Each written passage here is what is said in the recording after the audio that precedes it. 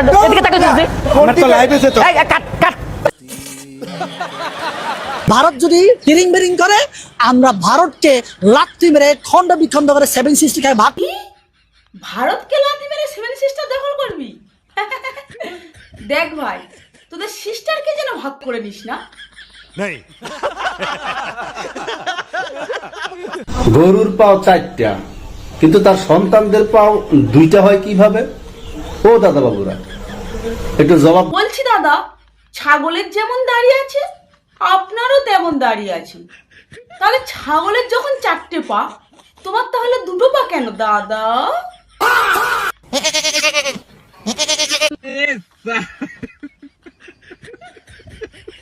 ভারতের দাদা বাবুরা, এই যে তোমাদের মা, এই যে তোমাদের মা, বুঝছো? দেখছো দেখছো, এই যে তোমাদের মা, আর ভেতরে তোমাদের আব্বু আছে।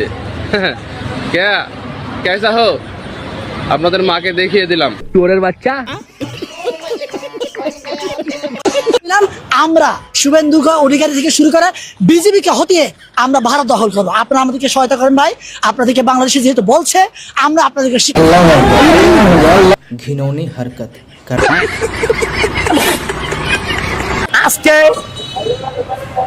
ভারতের কসাই মোদির বিরুদ্ধে আন্দোলনে নেমেছে। আমার মনে হচ্ছে মোদিজি ওর পিছনে আছলা বাঁশ গুঁজে দিয়েছে, তার জন্য উনি আন্দোলনে নেমেছে।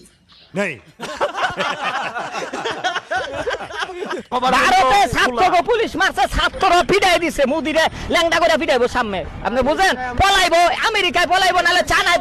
বলছি মোদিজি কোথায় পালাবে সেই চিন্তা না করে তোরা কোথায় পালাবি সেই চিন্তাটা কর। দেখো ভাই, যেন লুঙ্গিটা উল্টে রাস্তায় শুয়ে থেকো না। ভারতের নাকি সরকার পতন হইব, বিজেপি সরকার নরেন্দ্র মোদীর পতন নাকি খুব কাছাকাছি, ওই জায়গায় নাকি বসতে যাচ্ছে আমাদের ডক্টর মোহাম্মদ ইউনূস। আমার মনে হয় এই রিক্সাওয়ালাটা খালি পেটে গাঁজা আর দেশি মদ দুটো একসঙ্গে খেয়েছে, তাই রিক্সা চালাতে চালাতে দিবা স্বপ্ন দেখছে। বলছি ভাই, তোদের এই দিবা স্বপ্নের জন্য তোদের দেশটা এত পিছিয়ে রয়েছে।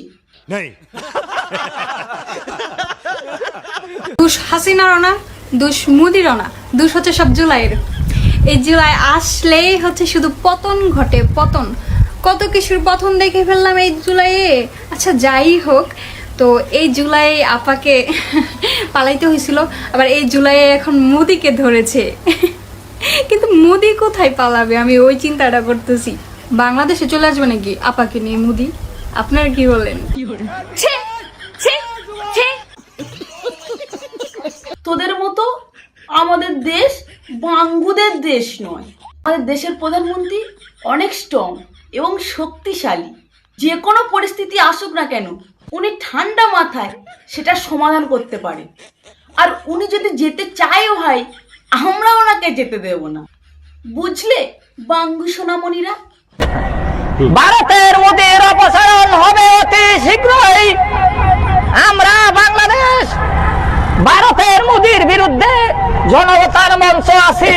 এর গলায় কি ছাগল ঢুকেছে? আওয়াজ বার হচ্ছে না। ভারতের মোদির অপসারণ হবে অতি শীঘ্রই। আমরা বাংলাদেশ ভারতের মোদির বিরুদ্ধে জনতার মঞ্চ আছি।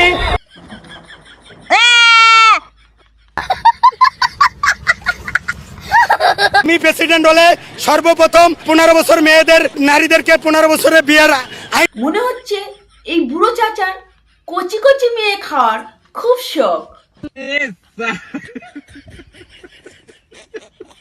যদি প্রেসিডেন্ট হয় তাহলে 15 বছরের মেয়েরা, কচি কচি মেয়েরা মনে করবে তাড়াতাড়ি বিয়ে হবে, তারা খুব খুশি। কচি কচি মেয়েরা খুশি হবে কিনা জানি না, তবে তোদের মতো বাঙ্গু হুজুরেরা খুব খুশি হবে এটা বুঝতে পারছি।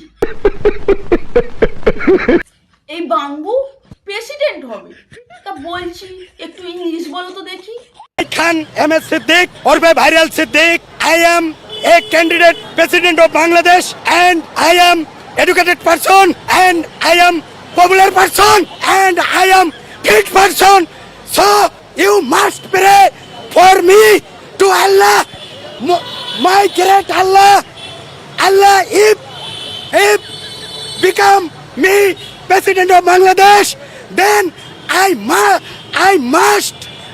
must make Bangladesh development country in the world, all over the world, inshallah. অনুভূতি কেমন দাদা? ভাই উনি তো আমার অনুভূতি I am satisfied. or please 60%. আমার মনে হয় এনার ইংলিশটা এখনো পর্যন্ত পুরো সিদ্ধ হয়নি, ইংলিশটা হাফ সিদ্ধ হয়ে আছে, তার জন্য ঠিকঠাক বার হচ্ছে না। ব্রাহ্মূর্তি, আরে আমি তো হিন্দু ছিলাম। মাদারের বাচ্চা।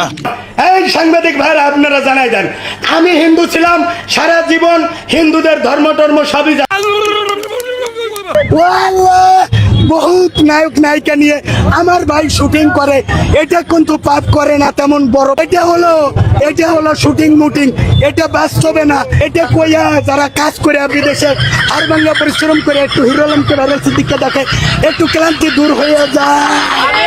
ও আল্লাহ, হিরো আলমকে আরো হাজার হাজার নায়িকা, ওই বিদেশি নায়িকা, ওই সব নায়িকা ঐশ্বরিয়া নাসমিকা মান্ডানা সহ পাকিস্তানি নায়িকারাও যেন হিরো আলমের কাছে আইসা পায়ের কাছে বইয়া থাকে।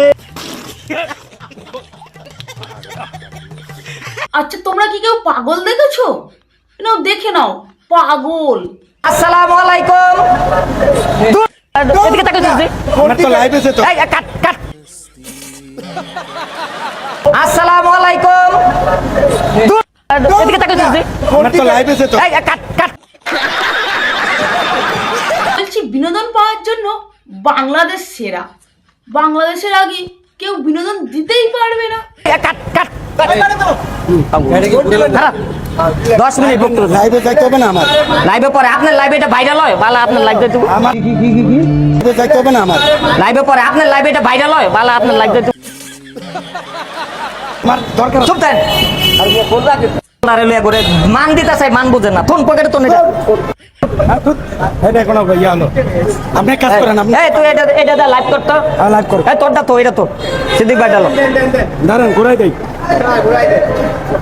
এরা কারা ভাই? তুই বিশ্ব নেতা কথা বলছেন। তুই বিশ্ব নেতা কথা বলছেন।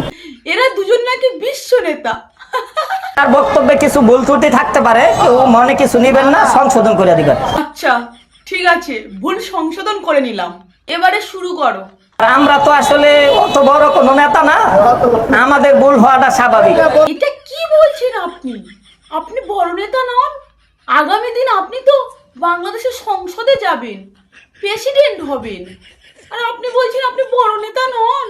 সংসদে যাবেন বড় আচ্ছা, নেতা। ঠিক আছে, নেতা না কে? আচ্ছা,